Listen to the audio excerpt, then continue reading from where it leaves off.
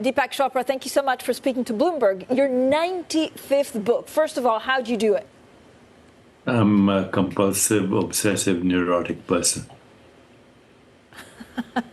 And this one is on AI. Do you think it expands human intelligence? It expands human intelligence for sure. The big question is, does it expand spiritual intelligence? Can it help us become more self-aware?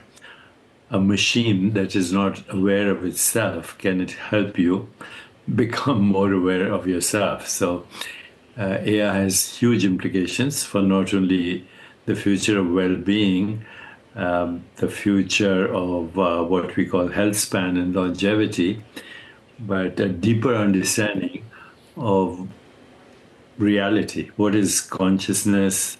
What is experience? How do we engage in contemplative inquiry to access spiritual intelligence beyond, what we call intellectual intelligence or emotional intelligence, all of which, by the way, AI can help with. Yeah, but on that, there's even a debate on whether AI can actually enhance rather than erode cognitive abilities. Are you so certain that it will help rather than hinder? Well, any technology does both. When you have a knife, it can kill a person, but in the hands of a surgeon, it heals. If we hadn't discovered fire, we wouldn't have the brain we have, because once we learned to cook food, we could absorb micronutrients, nor would we have the steam engine. So between the years 1887 and 1903, humanity came up with the light bulb, the automobile, the airplane, and the telephone, all in 20 years. If you had been deserted in an island or shipwrecked or whatever, 1885, and you showed up again in, say, 1905, 20 years later, you wouldn't recognize the world. Horses and carriages were being replaced by automobiles, etc. People were taking flights, calling each other on the phone. AI, as we know it, has only existed, large language models, since the year 2012, not even 20 years. And it's already leapfrogging our evolution, social evolution, cultural evolution, but even more important, biological evolution, because every time you learn something new, neural networks change, genes get activated. So we're actually evolving into a new species. If we don't blow it, we could use AI also for extinction. What do you think of artificial general intelligence? In fact, one of the great questions that we have is, what is it exactly? And when do we know if we've hit singularity?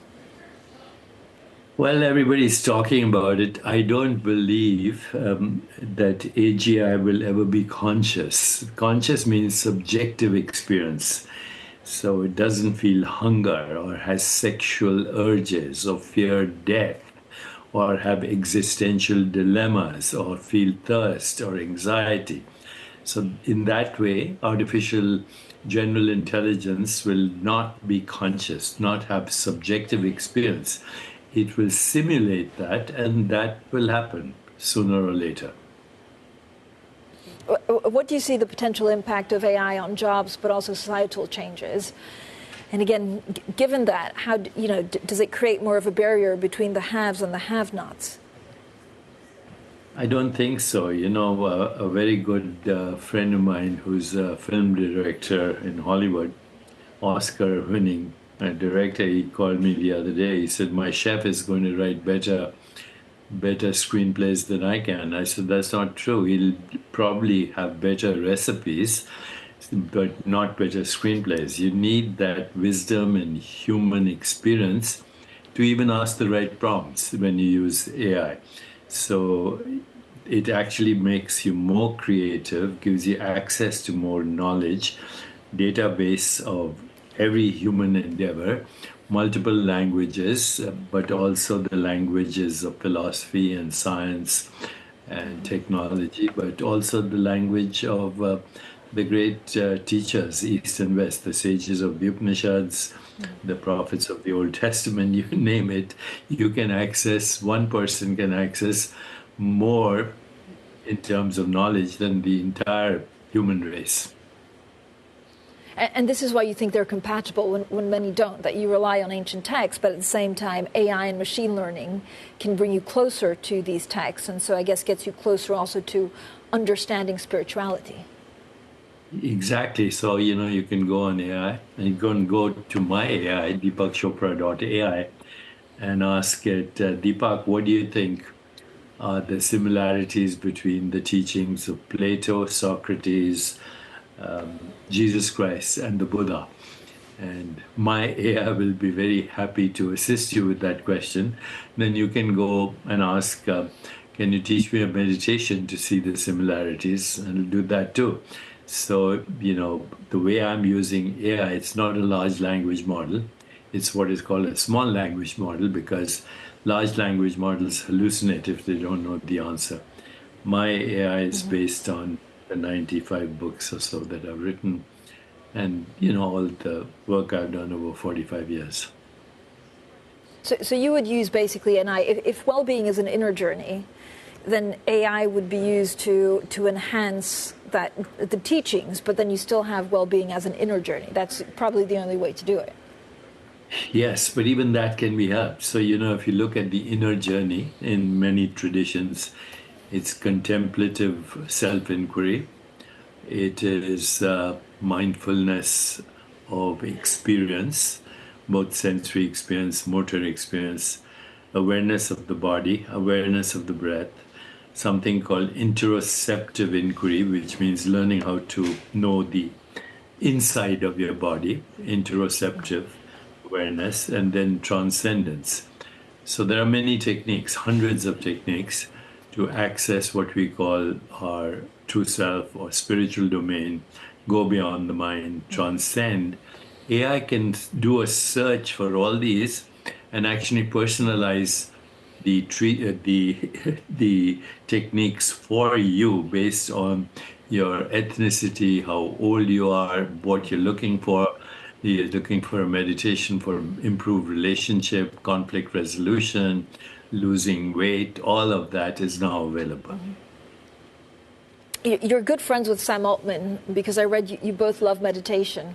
What do you make of tech chief executives' influence in the White House at the moment?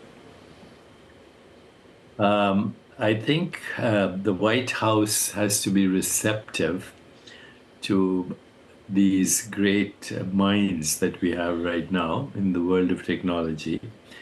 And the world of technology can also help solve conflicts. Right now, everywhere in the world, all we see is trying to solve conflicts through violence. So we have medieval minds as leaders in the world, and then we have modern capacities, including AI and nuclear weapons and so on.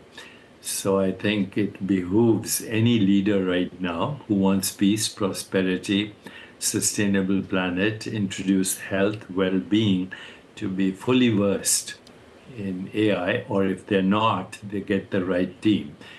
Because there's no problem you cannot solve today if you have a shared vision, if you complement each other's strengths, if you have maximum diversity, and you create a spiritual, emotional bond in a team, then we have creative solutions. But we still don't think like that. We have metaphors of violence, the war against war, the war against poverty, the war against cancer. These are ridiculous medieval metaphors that have no place in our modern world. With the capacities that we have, we can actually, and this is a conversation I've had with Sam many times, that if we collectively use AI with a shared vision, we could help create a more peaceful, just, sustainable, healthier, and joyful world. Do you believe some people in the White House, we talk about New World Order, do some people in the White House have too much power? It could be Elon Musk or even the pretty controversial health secretary. Anybody who has too much power and seems to be permanently victorious ultimately risks their own extinction and irrelevance. There's a feedback loop, when you get so powerful that nobody can question you, then that leads to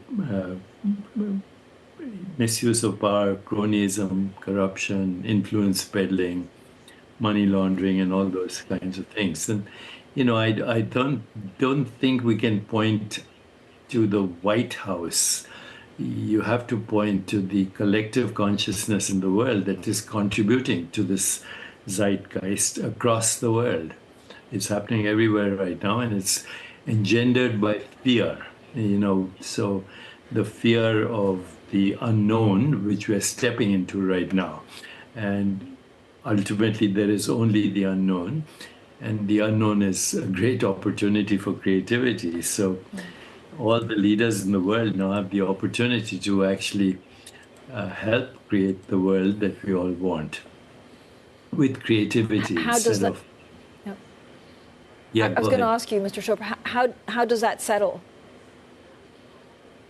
Ultimately, it's people who decide who their leaders are. So we all get the leaders we deserve.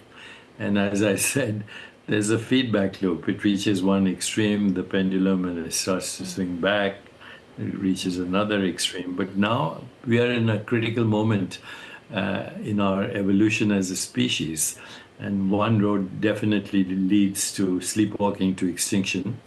And the other road could lead to a better planet for all of us and our children and our grandchildren. And when do we know which way we're going? Well, we don't.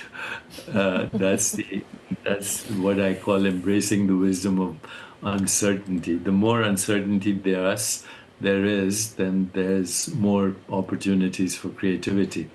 If everything is certain, then everything is an algorithm, and there's no room for creativity.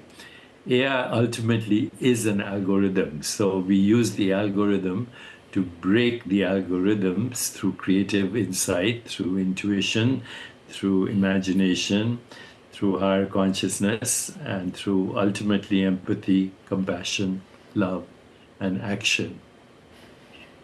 How many times a day do you get asked what the best tip to tackle stress is? I don't get stressed, honestly. I think such a waste of imagination. The worst use of imagination is stress. The best use of imagination is creativity. Anytime I feel something is psychologically, emotionally, or physically threatening, I ask myself, what is the creative opportunity? And sure enough, there is, and I can even actually go to AI and ask for creative opportunities in these situations.